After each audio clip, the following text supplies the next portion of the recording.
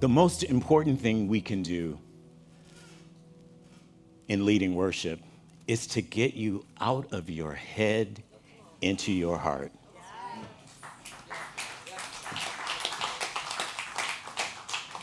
Thank you, David.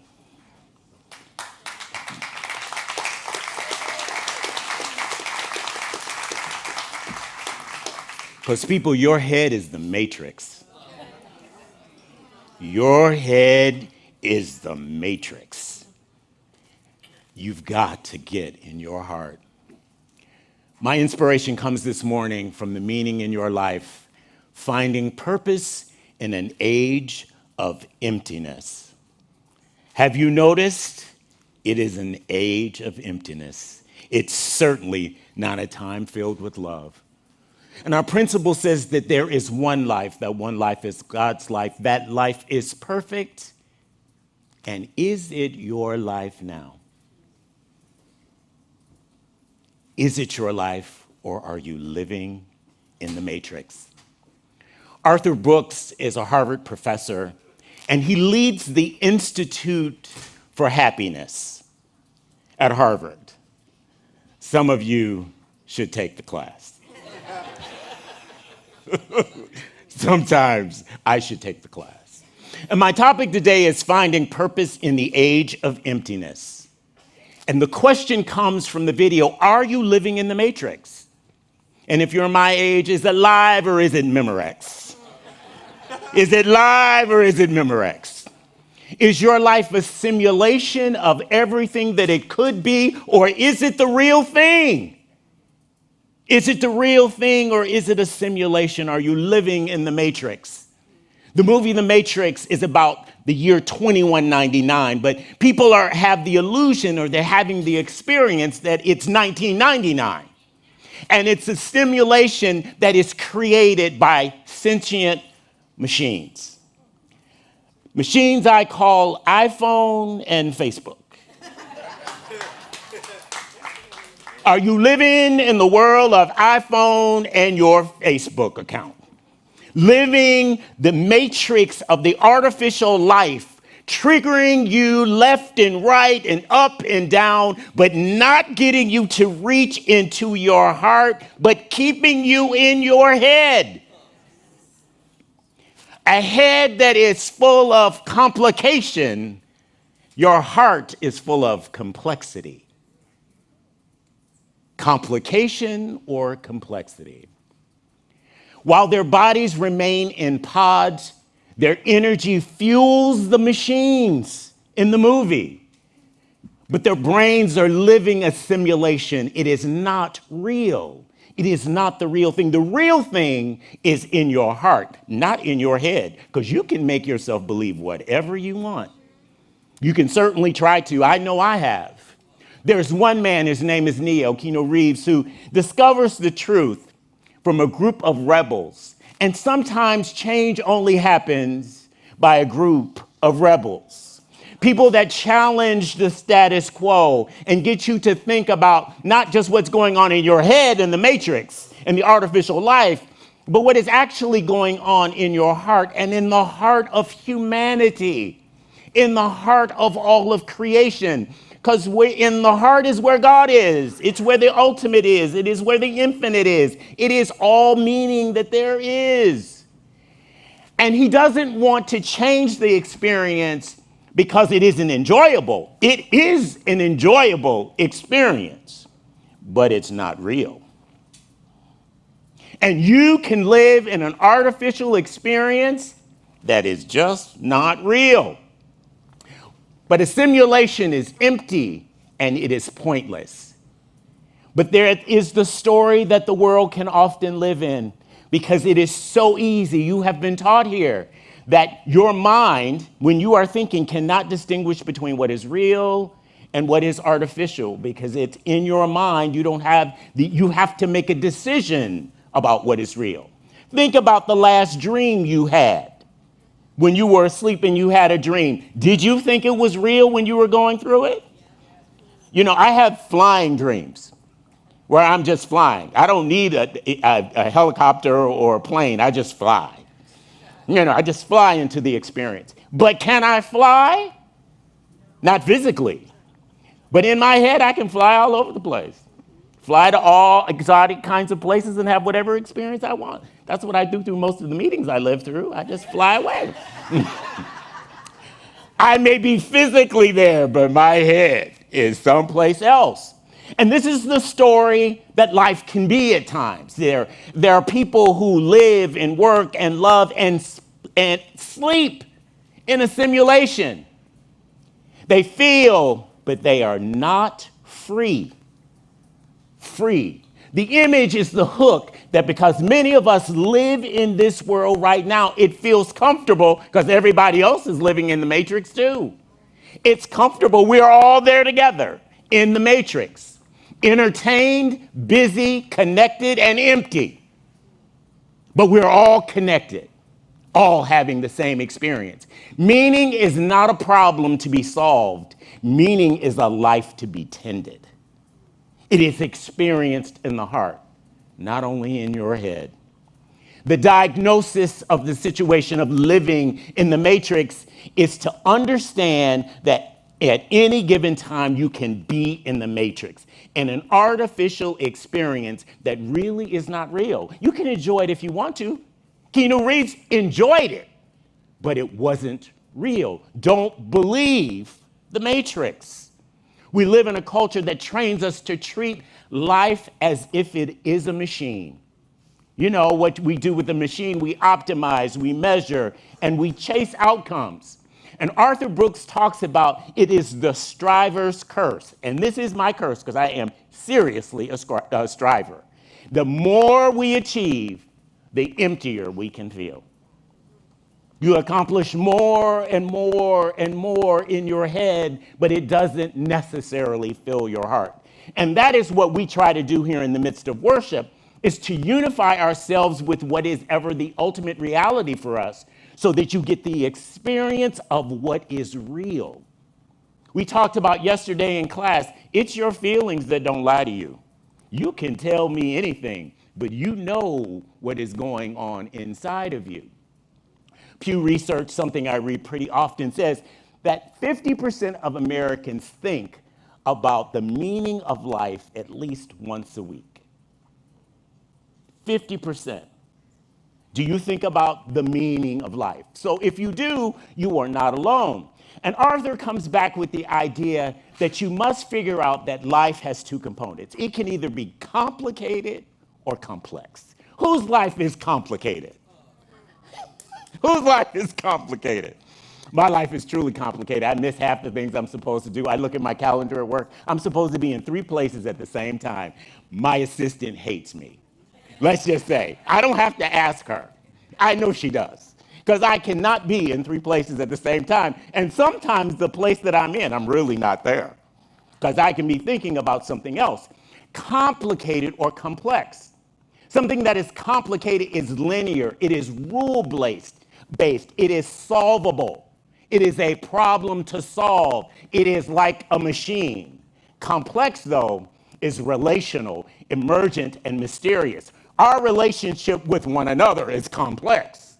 Sometimes it gets complicated, but it is really complex. And think of your soul or your relationship or a garden. That is complex. Think about a garden in its complexity of the different kinds of plants and colors and smells that all exist. But it's all beautiful collectively together. And we treat complex realities as if they are complicated. Our lives are complex, and we try to process them as if they're complicated, as a problem to be solved. We exhaust ourselves trying to fix. We cannot be fixed with a technique. We are trying to fix our souls with tools designed for machines. So how do we reorient ourselves in the matrix? Because as we live through the matrix, we think it is real. But how do you step out and reorient yourself from the artificial life that we can have in the electronic world to what actually is real? And that is about finding meaning in your life.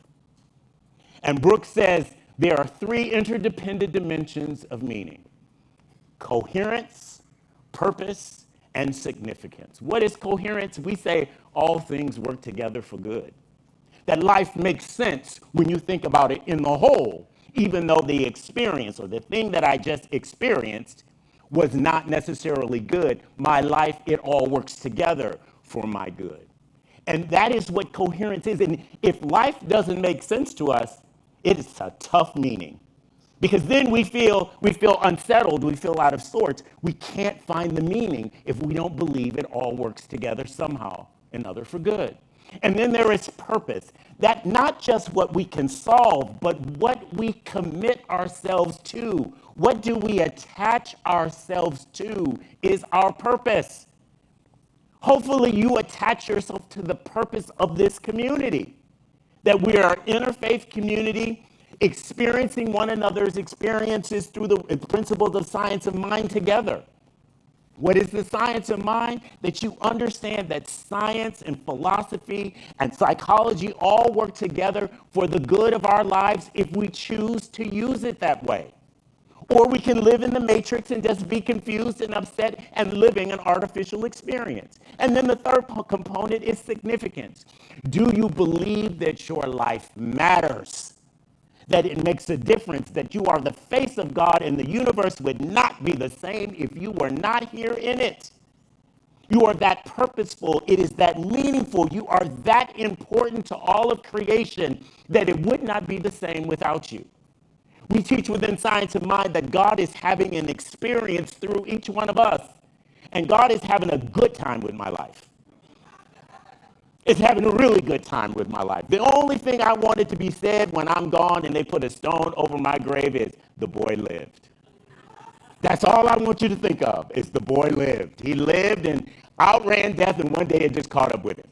Because I'm going to keep running this battle and enjoying myself all the way to the end. Love is the primary source of meaning. If love is complicated, you need to get to the point where your love is complex. Because complicated is the story when you say, well, are you in love? Do you have a partner? It's complicated.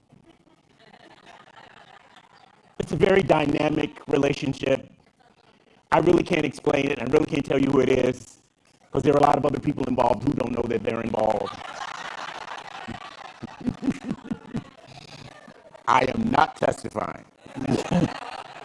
Love is not a technique to optimize. It is a practice to live. You've got to live it. Calling is another thing. Calling is not something that is your career. Calling is something that you discover. David, I'm willing to bet that one day, when you were young, you started singing and you discovered that you could sing. Just like some of us heard ourselves one day and we realized that we couldn't. He discovered that he could. I discovered that I couldn't. I can carry a tune in a bucket, but I'm carrying it in the bucket. You don't want me to be by myself. It is the small practice of life, though, is to take a breath, to place yourself in the moment, that you need that breath, an inhalation and an exhalation to live in that moment. Not in the future, not in the past, but in that moment. To be still and know that I am. To be still and know that I am in every breath. To be still and know that I am. The stillness trains the heart to notice what machines cannot measure. And then there's the issue of how do we form a life of complexity that we can enjoy? Meaning grows through practices, not formulas. There is no checklist for life. If it did, I'm sure I got it. I've been to all the classes and all the stuff, and has your life always conformed to your checklist? Not mine. I've always had to figure out how to do it, and half the time, the only solution that I can come up to that works for me is to get out of my head and get into my heart.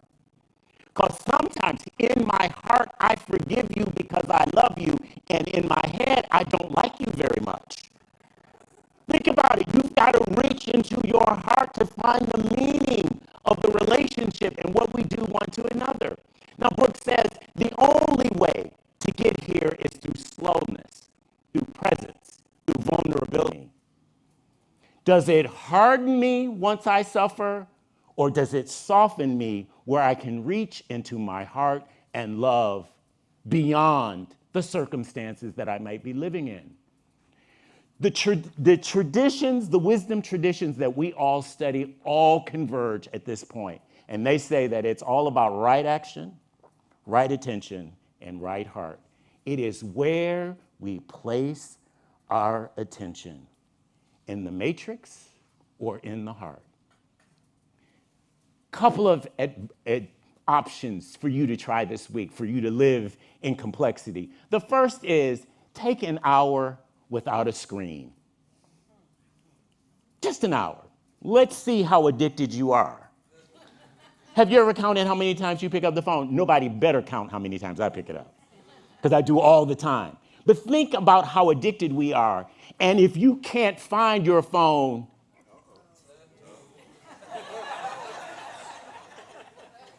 do you withdraw? Do you go through withdrawal? I do. I have to know where it is at all times. It's like it's a part of my body, because I'm looking for your email, because I want to know what you're telling me, the beautiful things that you're telling me. An hour without the screen, an act of service. That's why we call it sacred service. The idea that we do something for someone else and we don't expect a direct return from where we do it. If you are doing it in a place where you know the return is coming from there, that is called a transaction. That's what happens when you go to Amazon. That's a transaction. You have a relationship and it shows up at your house, and if it doesn't, you tell them it didn't and you hope they credit your account. That's a transaction. That is not service. That is a transaction. 20 minutes with someone without offering them advice. Woo, you talking about suffering. Suffering is listening to somebody for 20 minutes and not giving them any advice. Because if you just listen to me and do what I say, your life would be better. Remember that. After you talk to me for 20 minutes, do what I say, your life will be better. But it is suffering to listen to someone and not give them advice. But if you go into your heart and get out of your head, you can listen out of compassion to allow that person to experience your presence. In Greek, the idea of the Holy Spirit is the paraclete. It's the spirit that comes alongside to help. And we serve as the paracletus in the world. We come along aside with you to support you through the experience. Everything that we do, we change in little, small steps at a time. Just 5 minutes without the phone, and then 10, and then 15. Because if you are bored, this is Arthur's point about happiness. He says, the reason that most people are not happy is they are bored. He also says ministers need to be careful about being boring. We'll go there later. Because most people are bored. And what do we do when we are bored? We surf. And we generally don't do it with any attention to what we're looking at. Do you read every news feed? Believe it or not, even though I go on Facebook to listen to all of you, I don't have a news feed. I don't know what's going on in the news from Facebook at all. You can if that's your thing. But does it put you in the matrix, or are you able to live in your heart? Does it draw you to compassion, or does it work you up into a lather? One of my southern friends says, that just worked me up into a lather. So here is my question for you today as you leave here. Is your life real, or is it Memorex? Is it complicated, or is it complex? Are you living in the head of your matrix, or are you living in your heart of compassion for all of creation? Because that's where the meaning of life is. It is in your heart, and then it goes to your head. And so it is.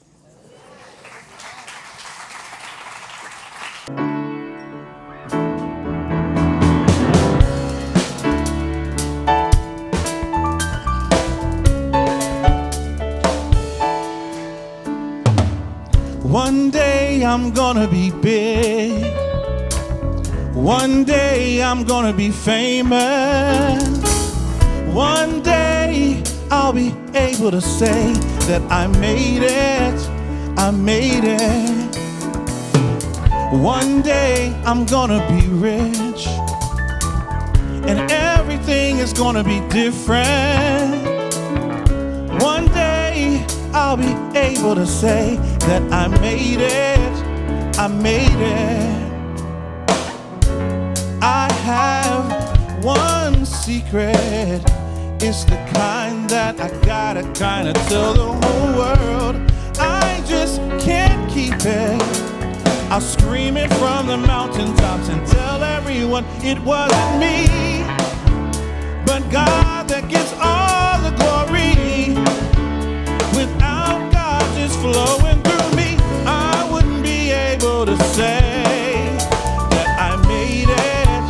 I made it. One day I'll win an award that says that I've achieved some greatness. Even on that day, I won't be able to say that I made it. I made it. One day I'm gonna be dead, but that's not all bad, 'cause I'll be up in heaven. Then on that day, I'll be able to say I made it. I made it. I live with one secret. It's the kind that I gotta kinda tell the whole world. I just can't keep it. I'll scream it from the mountaintops and tell everyone it wasn't me, but God that gets all the glory. Without God just flowing through me, I wouldn't be able to say that I made it. I made it. It wasn't me. It's God who gets all the glory. Without God just flowing through me, I wouldn't be able to say that I made it. I made it. Said I made it. When people said against me, I made it. I made it.